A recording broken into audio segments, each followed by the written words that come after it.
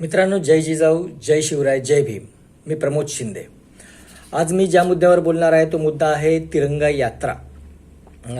तिरंगा यात्रा एकनाथ शिंदेच्या पक्षांनी काढल्या, भाजपच्या काही इतर लोकांनी पण काढल्या. ज्या मूळ नेत्यांनी काढलेल्या नाही आहे तिरंगा यात्रा, जे इतर समाजातले आहेत, मुस्लिम समाजातले थोडे बहुत आहेत, इतर समाजातले ओबीसी समाजातले आहेत, त्यांनी काढल्या.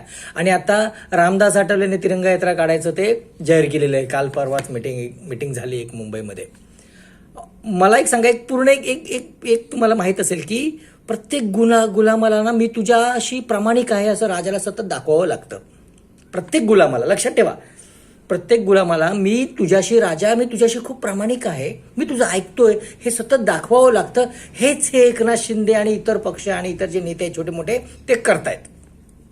आता काय मी तुम्हाला सांगतो, या सगळ्या भाजपचे पण जे असू दे, नेते असू दे, किंवा मग RPIचे जे आता आठवले गटाचे जे आहेत, जे आता तिरंगा यात्रा काढणार आहेत त्यांना, आणि किंवा मग मी एकनाथ शिंदेच्या सगळ्या कार्यकर्त्यांना मी काही प्रश्न विचारतो.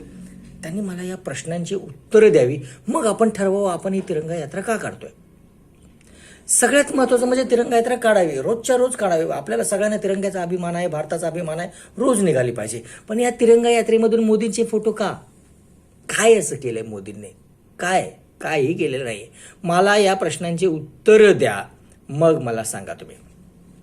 पहलगामचा हल्ला होतो, मग मोदी इथं जाहीर करतात की आता आम्ही पाकिस्तानचं पाणी थांबवू.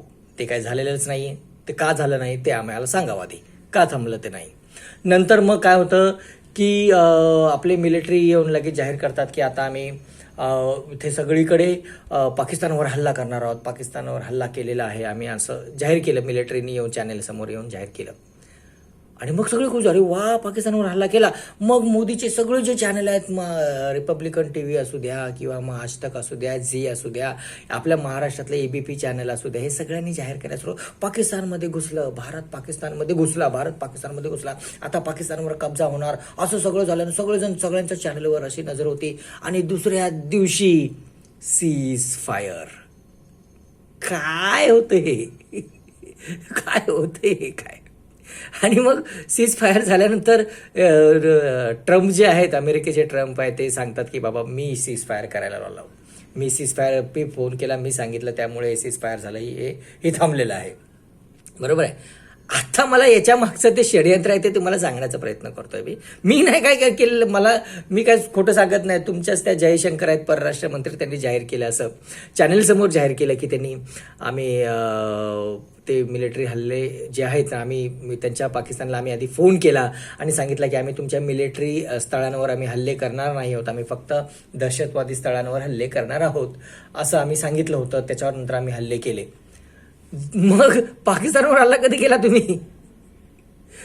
भक्तांनी, मी सांगितलेलं एकनाथ शिंदे, आठवले गट किंवा भाजपच्या गटाने उत्तर द्या, पाकिस्तानवर हल्ला कधी केला? तुमच्या जयशंकरनी तुम्हाला तोंडावर पाडलं की हो? हे समजतंय का तुम्हाला काय? आणि मग ह्याच्यात कोण जिंकलं?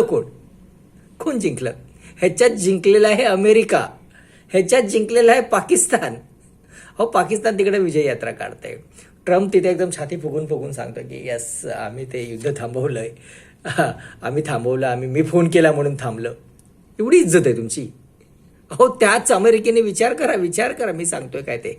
अमेरिकेवर त्या लादेनने हल्ला केला होता, तेव्हा अमेरिका पूर्णपणे अफगाणिस्तानमध्ये घुसली. अफगाणिस्तानमध्ये घुसून त्या लादेनचा पूर्ण खात्मा केला, मगच ती बाहेर आली.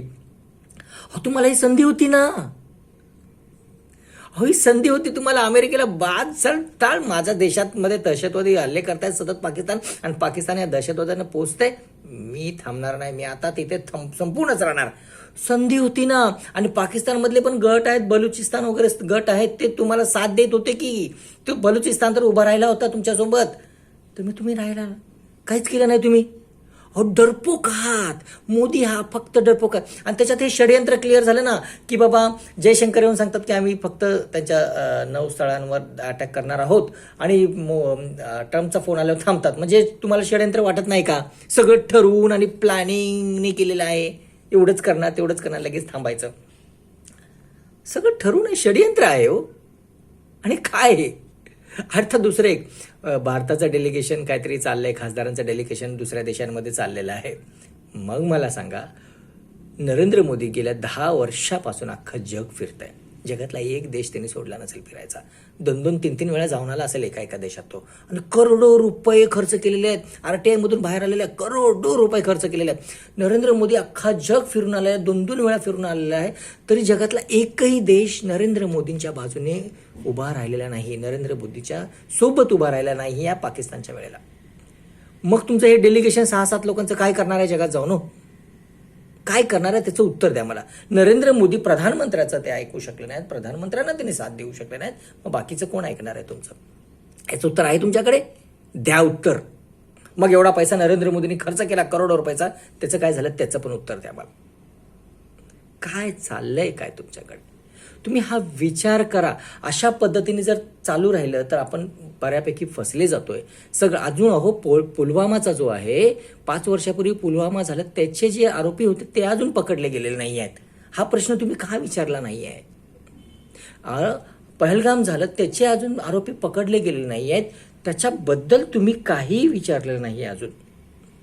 भारत कसा जिंकला सांगाल का तुम्ही?